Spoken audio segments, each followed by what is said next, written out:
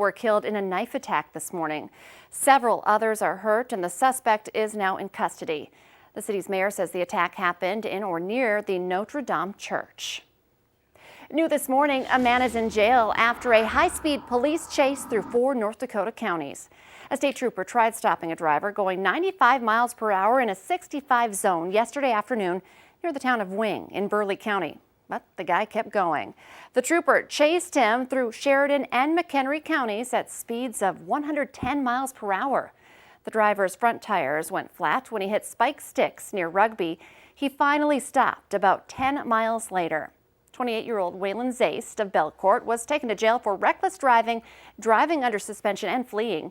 He also had active warrants. Police chased Zaist for about 115 miles from Wing to Rugby.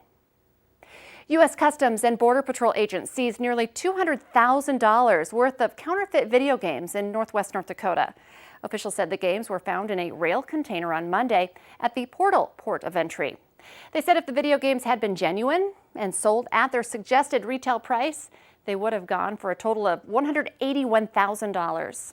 Customs agents say counterfeit merchandise damages the U.S. economy and threatens the health of Americans. Also breaking right now, 2 people are now confirmed dead after Hurricane Zeta made landfall, slamming Louisiana after rapidly strengthening in the Gulf of Mexico. The Category 2 storm came ashore with heavy rain and high winds. In New Orleans, the winds whipped palm trees, store awnings, and signs all around. Video shot by a sheriff's department show the storm surge that has caused a major flood in the area. Zeta is the 5th storm to make landfall in Louisiana this year, making it a record for the state. Let's get a check now of our local forecast, but I know meteorologist Lisa Green's also tracking Zeta for us this morning. Hi, Lisa. Hi, yes, here's a look at Zeta. I've got it on a loop here, so our graphics jumping around a little bit. We'll pause that, but I wanted to show the movement of this. It's moving pretty quickly here this morning, and the center of circulation just updated, and that is now in the southwestern parts of North Carolina. We currently have max sustained winds at 60 miles per hour, so still intense. It's still a tropical storm by that standard with gusts to 70 miles per hour. It's kicking off to the northeast at 39. So a fast-moving one. That's good to get it cleared out of here, but a lot of the south has been dealing with rain and some intense winds too. Here's a look at the valley. Much quieter. We're looking at some clouds, some areas of clear skies, and as we take a look at our conditions right now around the region, Fargo, 20 degrees, so a little cooler than yesterday's start. We're below freezing. It's 22 in Grand Forks, Fergus Falls, one of those places that has clear skies at 19, and 18 in Bemidji, 28 in Devil's Lake currently. So let's take a look at that hour-by-hour planner. We are going to see some changes as we head into the second half of the day today. So morning into the noon hour, even into most of the afternoon, we don't have a lot going on. Temperatures will be rising 30 to 35 degrees for your highs. We won't have too much wind, but as this clipper moves in, we will see that wind increase as it passes gusting into the 20s out of the south, maybe to 30 miles per hour. And watch what happens here. This is 4 o'clock. You can see it's starting to push into our western viewing area. It really just fills in, and we see a lot of blue on the map here indicating snow by the time we get into the 8 o'clock hour in eastern North Dakota and starting to cross over into Minnesota. The good thing here, this also a fast-moving system, so it's not going to produce a bunch of snow, but it could be enough to cause some issues if you're going to be on the roads. This is midnight now where I've paused the clock. You can see some snow showers still impacting us into Minnesota, and into the early morning hours it could linger into some places to start the day tomorrow in the east. And of course there may be snow on the ground. The timing of this is during the nighttime hours when our temperatures will be below freezing. So there's a chance that it could cause some issues for that Friday morning drive. Here's a look at our snowfall potential. With this one, again, it's not a big producer, but still a lot of places will see a little bit of snow, maybe just a dusting, all the way up to about 1 inch to 2 inches of snowfall for some of us as this moves through. Taking a look at your 7-day planner, we're going to see that chance for some snow again, continuing going into that very early time frame on Friday morning. Then we get a break. And notice our temperatures. They're climbing through the forecast. So that's something good to be looking forward to. But also, I want to point out Saturday, don't let it trick you on Halloween. Our forecast is looking to be warmer, back into the 40s, but we've got some wind associated with it that's going to make it feel more chilly. And up in the northeast, up by the Canadian border, the Lake of the Woods area, we could have some flakes flying by for your Saturday evening. So keep that in mind for your Halloween plans. And don't forget to turn those clocks back this weekend as well as daylight saving time ends. But check out next week, just in time for Election Day. Temperatures get milder. We're looking at some 50s coming up. A nice start to November. I like that. I'm focusing on next week. Thank you, Lisa. It's now 8 minutes before 7 o'clock. President Donald Trump is returning to Minnesota tomorrow. That will mark his 4th trip to the state in recent weeks. The rally is scheduled for the Rochester Airport at 5. The president is trying to become the first Republican candidate since 1972 to win Minnesota's 10 electoral votes.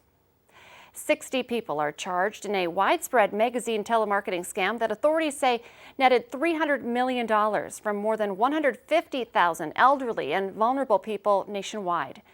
Minnesota's U.S. Attorney Erica McDonald calls it the largest elder fraud scheme in the country. Court documents say that over the last 20 years, the suspects used a network of fake magazine sales companies and telemarketing call centers to trick people into making large or repeat payments. Prosecutors say the companies operated in 14 states, including Minnesota. Long-term care facilities in North Dakota are preparing to receive a COVID-19 vaccine.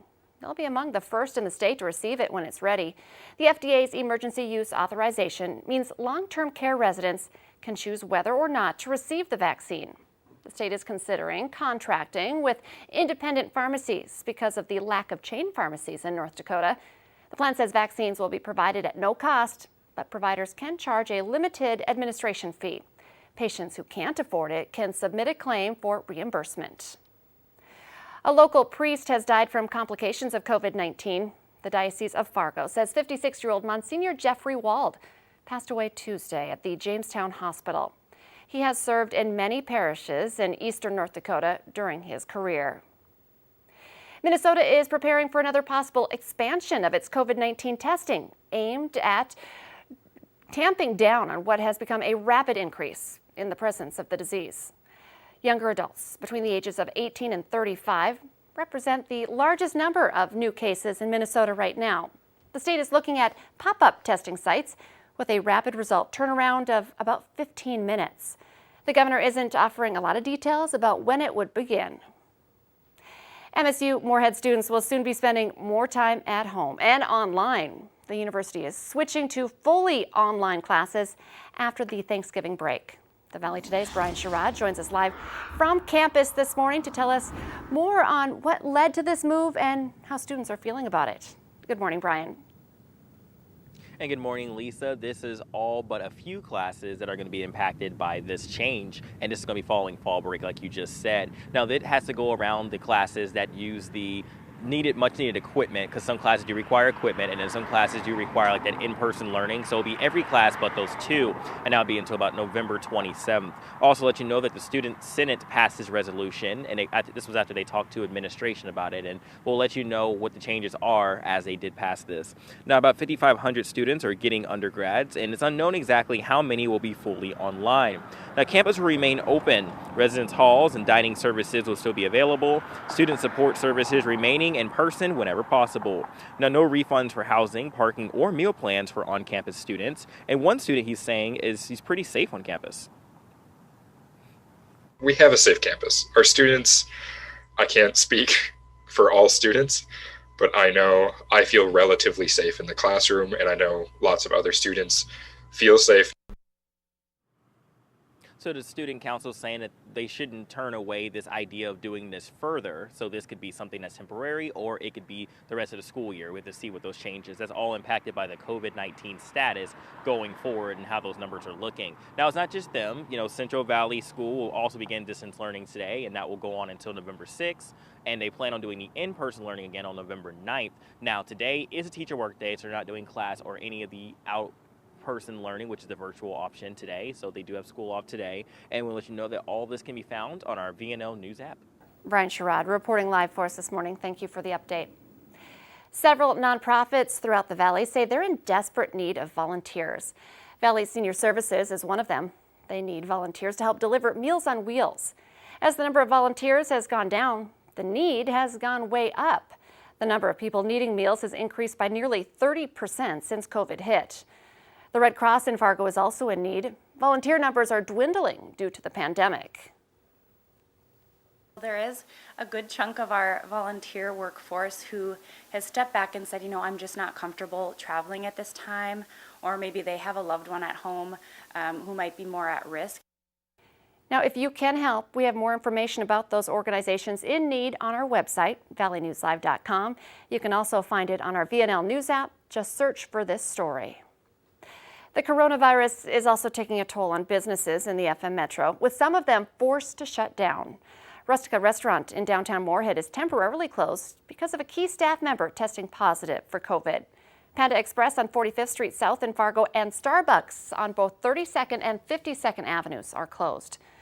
These are just some of the major recent closures we're hearing about, with several others opting to close down for longer periods of time, like the lounge and restaurant at the Hodo. In our consumer alert this morning, airline safety measures and flexibility are more important than cost this holiday travel season. A new survey from the Points Guy, out just this morning, finds U.S. adults are focused on what airlines are doing to combat the spread of coronavirus. They want strict mask compliance on board, heightened cleaning protocols, empty middle seats for social distancing, and flexible cancellation policies. And those concerns outweigh the cost of airfare. Of those planning to travel this holiday season, 38% say this will be their first trip since the start of the pandemic, and the vast majority will be on the road, not in the air. Dozens of workers are putting the finishing touches on roads and signs in Machu Picchu, which will open on Sunday after being closed and off limits for 7 months due to the coronavirus pandemic. Visitors will have their temperature taken and will be required to comply with social distancing measures. The groups, together with a guide, will be no larger than 8 people, and children under the age of 12 are not allowed. Sniffer dogs are a regular sight at airports around the world, where they're used to sniff out a range of things from narcotics to explosives. But can they sniff out the coronavirus? Leaders of a trial program in Finland claim they are nearing 100% sensitivity, with the dogs able to detect the virus 5 days before humans even show symptoms. Let's get our answer now to our question of the morning on Facebook. Today's question, 36% of people don't like it when their coworker does this. The answer, take off their shoes. What if you're wearing high heels? You got to do it. Remember, you can play along every weekday morning by heading to our Valley News Live Facebook page. We would love to have you play along. Just before 7 o'clock now, the Today Show and CBS This Morning are just about to start. But remember, the Valley Today rolls on. Join us right now for more live, up-to-the-minute news and weather on the Fargo CW.